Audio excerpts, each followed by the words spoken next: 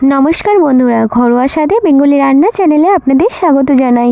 আজকের রেসিপি হলো সর্ষে ইলিশ, কিন্তু একটু ভিন্ন স্বাদে। এই অসময়ে ইলিশ মাছ পাওয়া তো খুবই ভাগ্যের ব্যাপার, আর সেটা কিভাবে রান্না করব সেটাই আজকে আপনাদের সঙ্গে শেয়ার করছি। আমি 4টি ইলিশ মাছের চাকা ভালো করে ধুয়ে লবণ হলুদ মাখিয়ে রেখেছি। আমি কিন্তু এটি টবগা করব, আর এই জন্য তেলে ভাজবো না। নিয়েছি কালো জিরে, পেঁয়াজ, কাঁচা লঙ্কা বাটা, কাঁচা লঙ্কা কুচি, আর নিয়েছি ধনেপাতা কুচি, তো আর নিয়েছি সর্ষে বাটা।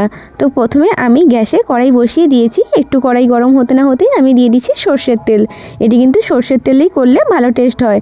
তার উপর দিয়ে দিলাম কালো জিরে ফোড়ন, দিয়ে একটু আলতো করে নেড়ে ছেড়ে আমি দিয়ে দিচ্ছি এই পেঁয়াজ আর কাঁচা লঙ্কার পেস্ট। ভালো করে নাড়িয়ে চাড়িয়ে আমি এর মধ্যে দিয়ে দিচ্ছি মশলাগুলো। প্রথমে দিলাম 2 চামচ হলুদ গুঁড়ো, তারপরে একটু সামান্য জলও অ্যাড করে দিয়েছি, কারণ নিচে লেগে যাচ্ছিলো তাই। তারপরে দিলাম পরিমাণ মতো লবণ, আর দিলাম একটু লঙ্কার গুঁড়ো। যেহেতু আমি কাঁচা লঙ্কা দিয়েছি তাই লঙ্কার পরিমাণটা একটু কম দিয়েছি। তারপর ভালো করে নাড়িয়ে চাড়িয়ে এর মধ্যে কিন্তু আমি সর্ষে বাটাটা দিয়ে দিলাম। তো আপনারাও ঠিক এমনটাই করবেন। 2 থেকে 3 মিনিট একটু ভালো করে ফুটে আসলেই আমি কিন্তু এর মধ্যে মাছগুলো অ্যাড করে দিচ্ছি। আমি কিন্তু কোনো প্রকার আর জল কিন্তু অ্যাড করিনি, আপনারা ঠিক এমনটাই করবেন। মাছগুলো দেওয়ার পর আমি কিন্তু 4 থেকে 5 মিনিট আবারও ফের ঢাকা লাগিয়ে রেখে দেব। আর মাঝে মধ্যে কিন্তু আমি উল্টে পাল্টে নিচ্ছি, যেহেতু আমি কাঁচা মাছ দিয়েছি তাই মিডিয়াম ফ্লেমেই কিন্তু এটি করতে হবে। তো এখানে দেখুন আমি কোনো জল কিন্তু এখনও পর্যন্ত অ্যাড করিনি। বেশ কিছুক্ষণ পরেই কিন্তু আমি আবার জল দিলাম পরিমাণ মতো।